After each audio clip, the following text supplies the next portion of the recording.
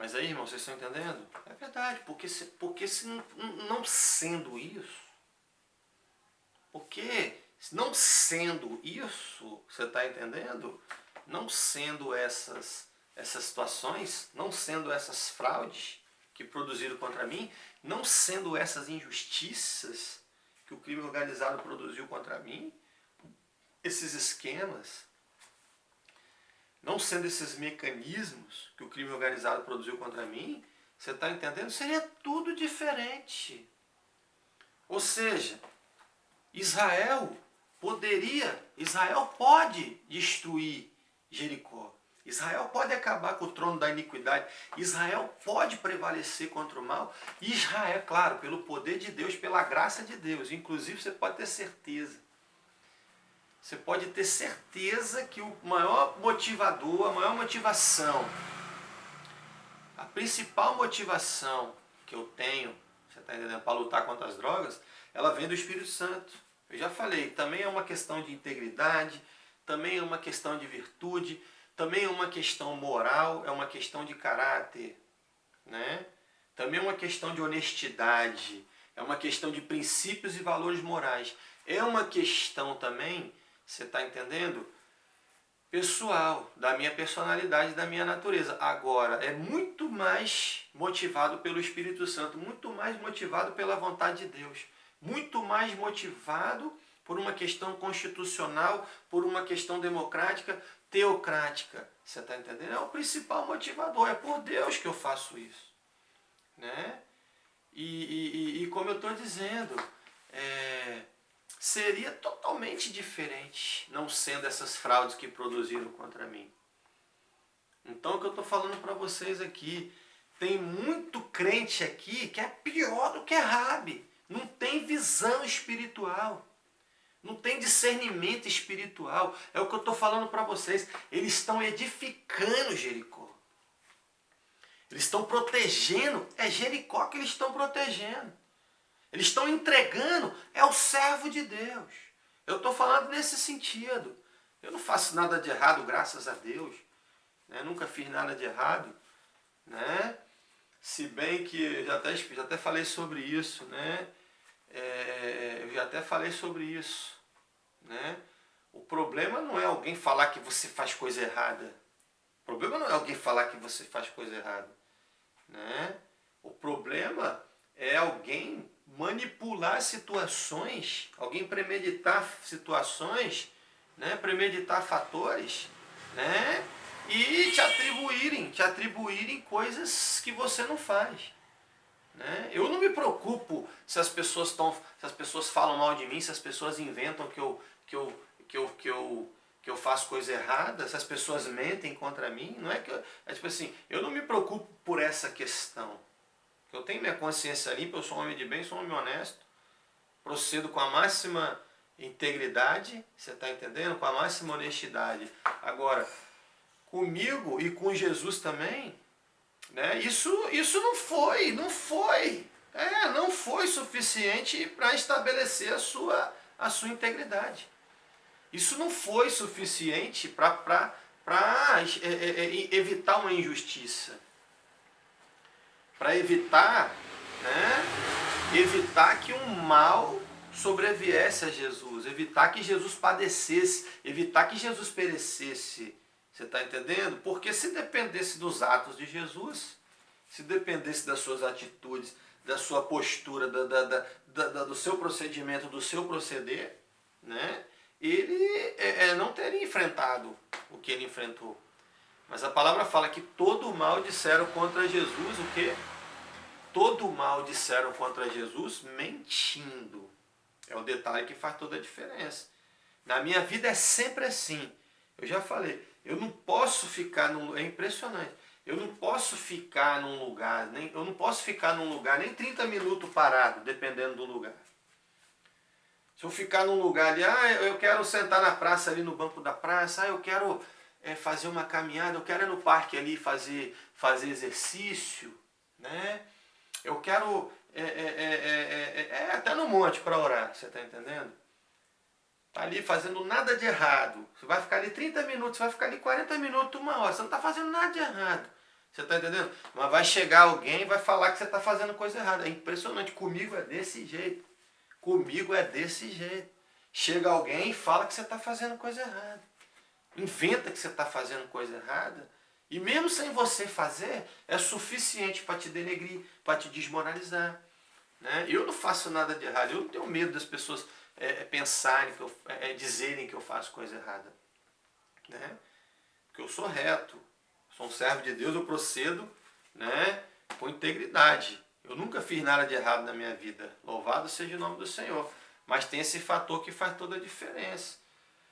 Mas aí é como eu estou dizendo para vocês. As pessoas hoje estão edificando Jericó. Né? E essa coisa bem do passado, para você ver o outro absurdo. Para você ver o quanto que o crime organizado é corrupto, o quanto que o governo capixaba é corrupto. Você está entendendo? Para você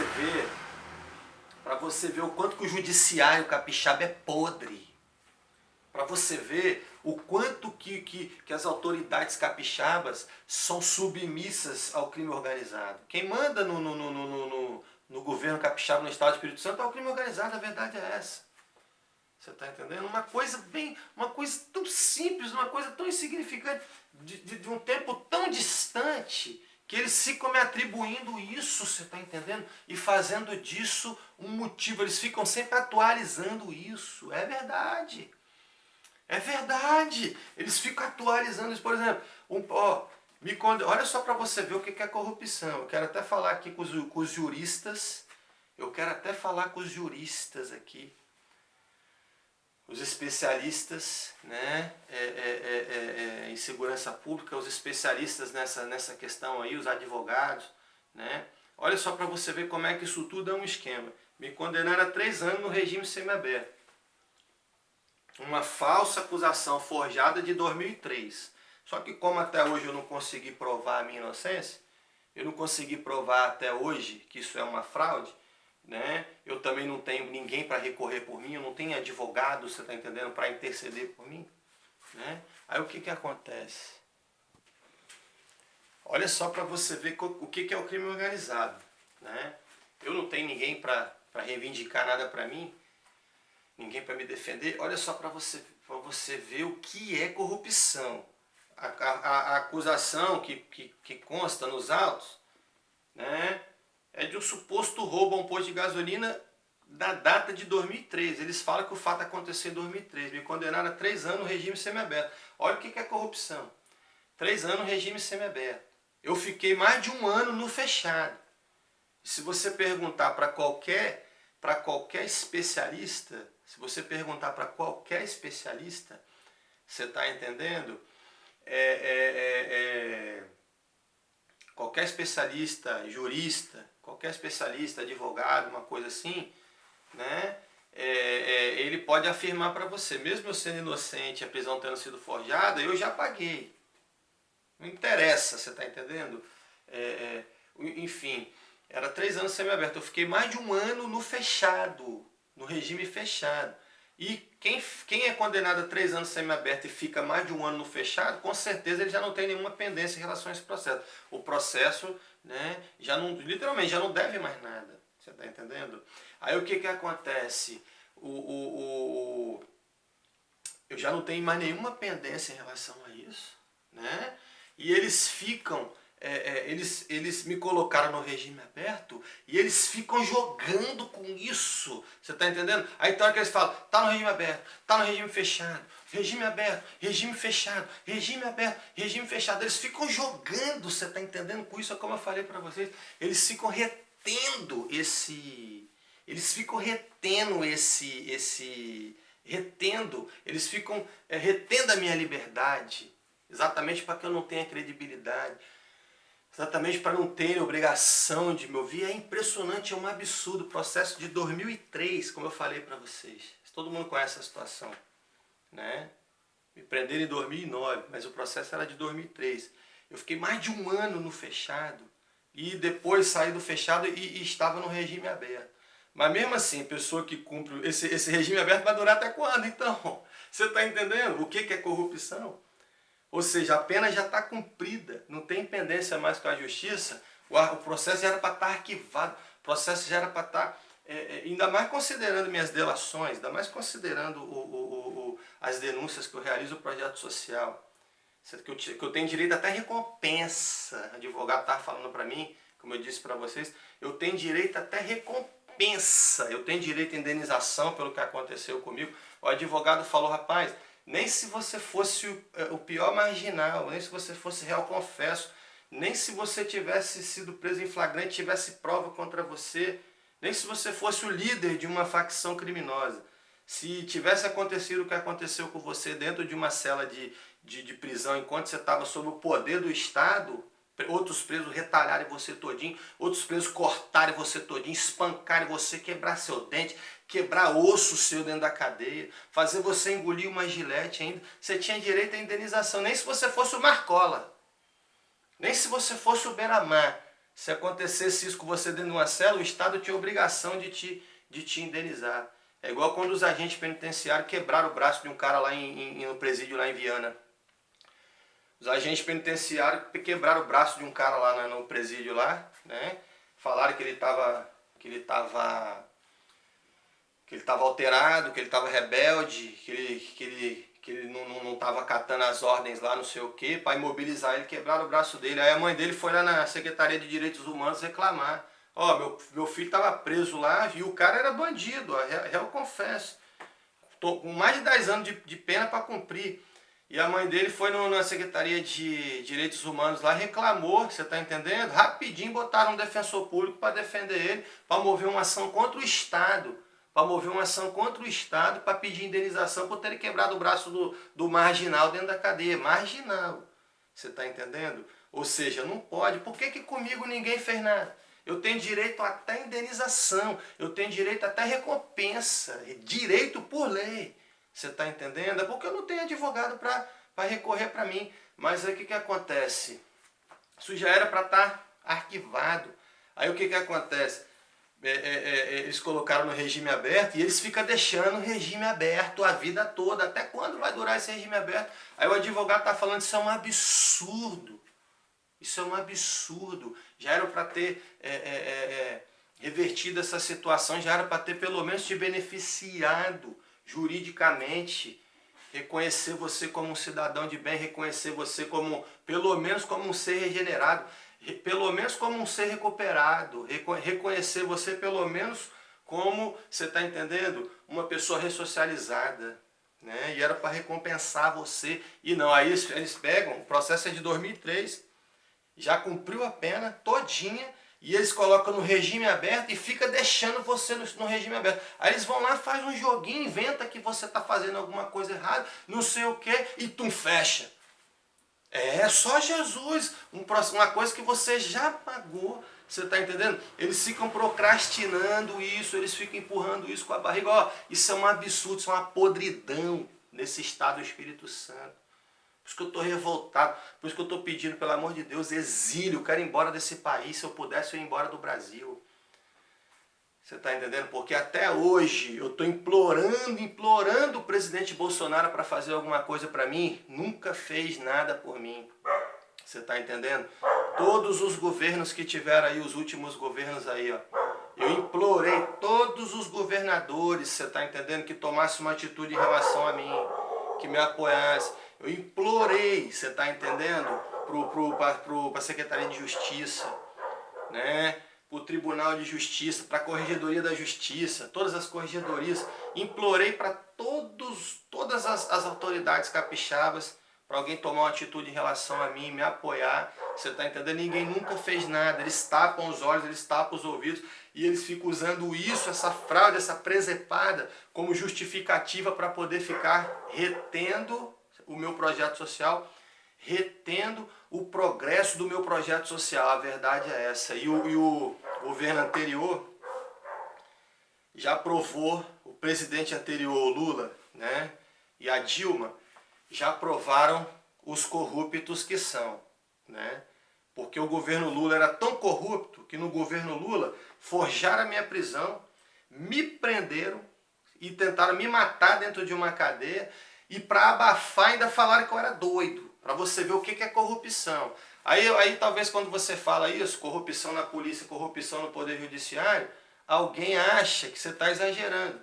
Quando você fala desse tipo de corrupção, tem gente que acha que você está exagerando, porque as pessoas têm um entendimento muito limitado. As pessoas têm um entendimento muito limitado e o que os olhos não veem, o coração não sente. Às vezes não aconteceu na casa dele, não aconteceu com um conhecido dele, não aconteceu com ele, você está entendendo? Ele acha que isso não acontece. Né? Só vê na televisão um caso ou outro, né? Mas é o que eu estou falando para vocês. Muita gente consegue entender, muita gente sabe que tem corrupção no poder público, sim. E nós temos uma polícia, nós temos um judiciário totalmente corrupto. Que eu já vi advogado chegar na porta de cela de cadeia para oferecer, negociar com o preso, chegar como se oferece assim, ó, como se oferece um produto qualquer.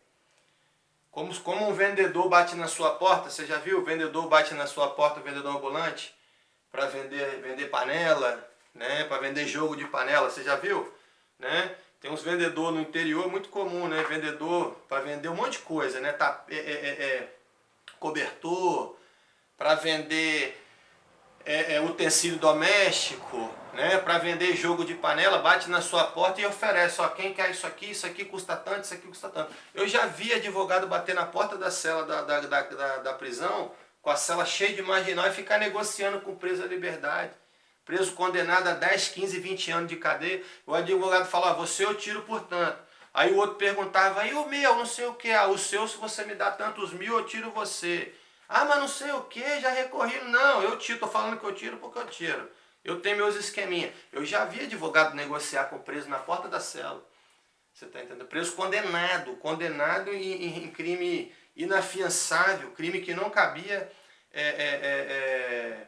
responder em liberdade. O advogado chegar e negociar. Nós temos um judiciário podre, uma polícia corrupta, negligente. Você está entendendo? Aí quando você fala isso, tem gente que acha que você está exagerando. Tem gente que acha que você está falando absurdo, mas isso é corrupção. Está lá no poder público. Olha o Lula, ladrão. O Lula roubou milhões. Você está entendendo? Olha os outros políticos também aí, tudo envolvido, senador, deputado. Você está entendendo? Prefeito. Olha a Lava Jato aí, quanta gente que botou na cadeia. Você está entendendo?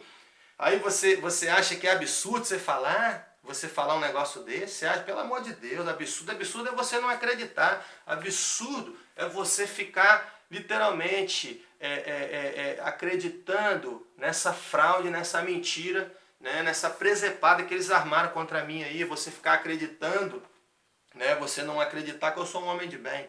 Isso que é absurdo. Você deixar de me apoiar. Né? Então, queridos, é o que eu falo para vocês, né? É o que eu falo para vocês. Enfim, nem, né? Para que uma coisa grande, uma coisa maravilhosa, nem para que uma coisa importante, nem para que um mal terrível seja impactado, né? Seja afetado, nem que seja para destruir um mal terrível. Você está entendendo? Eles não são capazes, né, de me apoiar. E como eu estou falando, tem muito crente aí que é pior do que Rabi. É pior do que Rabi. Né? Porque para ajudar a destruir o mal, ajudar a derrotar Jericó, você está entendendo? Ela escondeu os espias de Deus. Ela escondeu os ministros de Deus. Né? Ela persuadiu o rei de Jericó.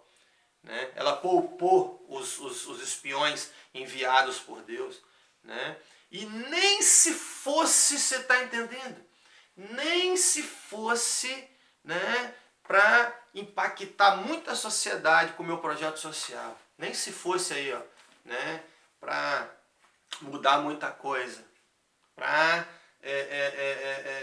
enfim, estabelecer a ordem, o bem comum, né? Estabelecer a paz, porque combate as drogas, combate a criminalidade, né? Reduz a violência. Né? Os jovens estão morrendo aí, ó, é porque você não mora na Grande Vitória para você ver a matança que tem na Grande Vitória. Né? A Grande Vitória está igual o Vale da Sombra da Morte, é verdade. Né? A Grande Vitória, Cariacica, então, está entre as cidades mais violentas do Brasil. Aquilo virou o Vale da Sombra da Morte. É gente morrendo, o jovem morrendo assim, ó, jovem de 15 anos, 16 anos, jovem de 14 anos, tomando tiro na cabeça. No outro dia só sai a notinha no jornal, pronto, acabou, virou passado, virou estatística. Você está entendendo? E você quer me dizer que combate às drogas não é útil? Combate às drogas afeta a criminalidade, reduz a violência. Você está entendendo? Produz paz. Então, tipo assim, nem que seja, né, para fazer uma grande obra, nem que seja para mudar a realidade de uma comunidade, mudar a realidade de um município, igual eu falei, município de Alegre. Município de Alegre. Você está entendendo? Se eu tivesse apoio, eu tivesse espaço aqui das autoridades aqui, da Prefeitura Municipal, se eu tivesse apoio aqui da Secretaria Municipal de Segurança aqui, apoio para desenvolver meu projeto aqui, não é essa fachada, não é essa conversa fiada, essa fachada de ficar criando projeto, essa conversa fiada para boi dormir, de ficar criando projeto de recuperação, que é depósito de viciado. Esses malucos, esses usuários, não, falo com todo respeito, é importante combater dependência química sim, é importante combater dependência química sim, um centro de recuperação para dependentes químicos, ele tem muita importância na sociedade, mas não adianta nada você encher a cidade de centro de recuperação, você encher a cidade de clínica e as bocas se multiplicarem, não adianta, se não for para combater o tráfico significantemente, não adianta, isso é conversa fiada, isso é jogo. Você está entendendo? Não é isso que é combater a droga. Vou botar um projeto ali, vou levar um monte de viciado para lá, acolher eles, abrigar eles, você está entendendo? Tratar eles ali por um tempo e vai sair dali do projeto, a boca de fumo vai estar no mesmo lugar, o traficante vai estar no mesmo lugar. Você está entendendo? Então não adianta. O combate às drogas, você está entendendo? Combate às drogas, ele só produz resultados eficazes se houver um trabalho sério no setor de combate ao narcotráfico. Né? Se intensificar ações de combate ao narcotráfico. E se não houver isso, se isso não acontecer com legitimidade, você está entendendo? Isso tudo é inútil. Para falar a verdade, isso tudo é inútil.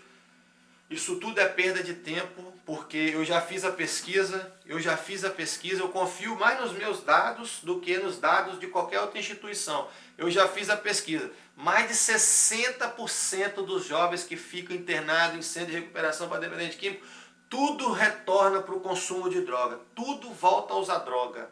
E a maioria, mais de 60%, é tudo envolvido com o tráfico. Você está entendendo? Tudo envolvido com o tráfico. Mais de 60% desses jovens que ficam em centro de recuperação para dependente químico, eles retornam a usar droga de novo. Né? A grande maioria, todos eles retornam a usar droga. Lá em Vitória tem um monte lá que entra nos ônibus lá, ó, com a camisa do projeto, enfim, para vender balinha, vender canetinha dentro do ônibus, fazer divulgação do projeto e depois dá uma passadinha na boca de fumo, vai lá, pega uma paradinha, ainda leva para o projeto, ainda usa dentro do projeto ainda. Você está entendendo? Lá em Vitória tem um monte, projeto Manassés, projeto Visão de Águia, né? Outros projetos também que tem lá em Vitória, eles ainda pegam e voam para cima e para baixo. Tem um monte lá que voa para cima e para baixo. Ainda faz avião com a camisa do projeto ainda. Lá em Vitória tem um monte. Faz avião, vai na boca levar 1 quilo, 2 quilos. Você está entendendo? Então, é o que eu estou falando para vocês.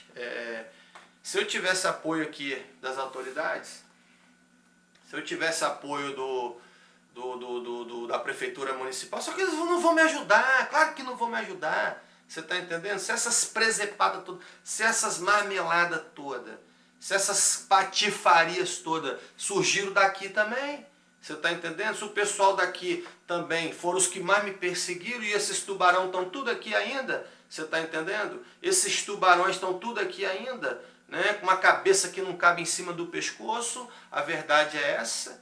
Né? Esses corruptos estão tudo aqui, cada vez mais forte. Você acha que alguém aqui vai me ajudar? Você acha que alguém aqui, eles vão querer me matar de novo. Eles vão querer forjar minha prisão de novo. Eles vão querer me colocar no hospício de novo. Por isso que eu estou pedindo, pelo amor de Deus, para alguém me ajudar a sair daqui.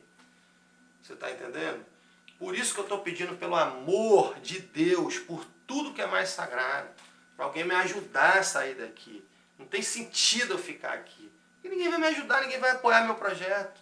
Você está entendendo então, gente? Que Deus abençoe vocês, né?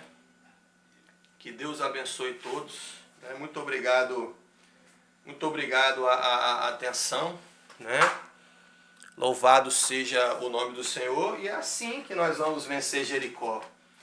Aqui, ó, eles receberam a ordem, ó, no capítulo 6, ó. Eles receberam a ordem. Ó, louvado seja o nome do Senhor. Ó, todos os homens de guerra rodearão a cidade e a cercarão uma vez, e assim fareis por 6 dias. Né? E depois, nos outros dias, né, os outros sacerdotes levarão as trombetas de chifre de carneiro diante da arca. Né? E no 7º dia rodeareis a cidade 7 vezes, e os sacerdotes tocarão as trombetas. E será que tocando-se longamente a trombeta de chifre de carneiro, ouvindo voz o sonido dela, todo o povo gritará com grande grita, e o muro da cidade cairá abaixo, e o povo subirá nele, cada qual, né, diante de si. Então, queridos, olha só. Deus disse, olha, vocês precisam rodear a cidade em silêncio. Ou seja, aqui o processo da destruição de Jericó, ele fala de uma estratégia, fala de observação, né? Ou seja, para se destruir um mal, por mais forte que ele pareça, que ele seja não, que ele pareça, diante de Deus ele só parece, diante de Deus ele não é. Né? É o que muita gente acha aí da droga. Tem muita gente que acha que a droga é um Golias. Todo o exército de Israel estava tremendo na base diante do Golias. Mas o Davizinho, o que o Davizinho fez? Ah é? Quem é esse tal de Golias? Manda ele vir se ver comigo aqui. Não, comigo o negócio é diferente. Então tá todo mundo com medo? Então deixa que eu enfrente esse gigante. Você está entendendo? E tum, jogou por terra. Por quê? Jogou por terra porque tinha fé. Você está entendendo? Então, tipo assim... Mas aí, gente, vocês estão entendendo? O que parece intransponível, o que parece impossível para o homem, para Deus não é. Ou seja, é impossível sem integridade. É impossível sem honestidade. É impossível, né? É igual quando o povo de Israel... Né? Em seguida, aqui no capítulo 7, né, do livro de Josué, sofreu uma derrota, né? Que Josué ficou desolado, né? Onde morreram israelitas na batalha, né? Estavam tão confiantes de vencer, né? Que eles tinham levado até pouco exército, né? Enfim, para enfrentar o outro povo, né? Só que por Acã ter desobedecido à vontade de Deus, por Acã ter se corrompido, Acã ter roubado os utensílios, né? Sendo que Deus disse, né, que isso seria inadmissível, né? Sendo que Deus disse que aquilo seria uma coisa condenada, né? Que aquilo deveria ser destinado à destruição. Acã, enfim, com ganância, com ambição, ele se apoderou de meio quilo de ouro, né? Uma túnica, né, babilônica e algumas moedas de prata. E enterrou debaixo da sua barraca. E por causa daquela coisa que parecia mínima, insignificante, considerando, né, o quanto de riqueza que tinha ali, considerando a quantidade que tinha ali, né, aquilo ali era suficiente para que, enfim, o povo de Israel sofresse uma derrota na frente. Ou seja, não venceram, né, os próximos inimigos. Por quê? Porque tinha corrupção no meio do povo. E quando tem corrupção, meu amigo, não adianta. Né? Quando tem corrupção, não adianta, porque Satanás não se levanta contra Satanás. Né? Uma casa não se levanta, não se divide contra si mesma. Então, é isso que eu quero que vocês entendam. Houve o quê? Houve estratégia, eles observaram o inimigo. Primeiro eles investigaram o inimigo. Primeiro eles colheram informações sobre o inimigo, né? E se houver informação, se houver observação, se houver estratégia, e se houver isso aqui também, ó, primeiro eles rodearam uma cidade em que? Em silêncio. Rodearam a cidade em silêncio. Deus tinha mandado eles rodearem Jericó em silêncio. O que significa, né, rodear Jericó? O que significa circular em Jericó? Ou seja, obedecer à determinação de Deus. Eu sei que parecia um absurdo, né? Parecia uma loucura, né? Uma ordem daquela. Entender Deus não é para qualquer um, né? Porque Deus mandou Noé construir uma arca aonde, né, num lugar seco, né? Deus mandou construir uma arca, né, aonde não tinha nem tanta frequência de chuva. Não é verdade? Todo mundo começou a achar aquilo absurdo, todo mundo achou aquilo um absurdo, né, uma loucura, né? Mas depois eles viram que realmente Noé estava com a razão. E a princípio, né, essa estratégia, né, a princípio essa tática de rodear Jericó parecia um absurdo, não é verdade? Né? Mas eles primeiro tiveram que rodear o quê? Em silêncio. O que significa isso? Né? Primeiro nós precisamos o quê? Nós precisamos cumprir a vontade de Deus. Primeiro nós precisamos obedecer a Deus. Primeiro nós precisamos cumprir a lei e ter prudência, porque o silêncio fala da prudência, né? O silêncio está relacionado com prudência. Inclusive, era por uma questão de prudência e sensatez que eles tinham ficado quietos. Deus tinha mandado eles ficarem quietos. Também por uma questão de prudência e sensatez. Então, eles estavam rodeando a cidade em silêncio, ou seja, eles estavam cumprindo a lei e tendo prudência. Se a gente cumprir a lei, se cumprirmos a lei, né? Se cumprirmos a Constituição, as regras, a imposição, né? Enfim, aquilo que aquilo que nos é determinado, com prudência, né? Ou seja, se houver conscientização, se houver organização, né? Se houver informação e depois outro fator. Deus disse para que eles rodeassem de novo e gritassem, ou seja, eles tinham que cumprir a lei e aplicar a lei, porque na verdade o tocar das trombetas, né, e o ato de gritarem representava na verdade a obediência a Deus, representava, né, o cumprimento da lei. Eles obedeceram a lei e fizeram a lei se cumprir. Ou seja, obedeceram à vontade de Deus e fizeram a vontade de Deus se cumprir. É isso que nós temos que fazer. Nós temos que obedecer à lei e fazer com que a lei se cumpra através de nós. Dessa maneira, não há muralha que resista, meu amigo. Não tem Jericózinha nenhuma que possa resistir. Você está entendendo? Mas aí é como eu estou falando para vocês. É como eu estou falando para vocês. Os crentes hoje em dia são pior que Rabi. Os crentes são pior que Rabi. Porque nem se fosse para destruir uma Jericó ou uma Babilônia inteira, que é muito maior, né? Nem se fosse para destruir uma grande Babilônia inteira, né? Nem se fosse para jogar por terra uma Sodoma, uma Gomorra inteira, um trono, um cetro de abominação. Você está entendendo? Eles não teriam a atitude de Rabi, né? Eles não têm essa atitude que Rabi teve com os espiões de Israel comigo. Eles não me defendem.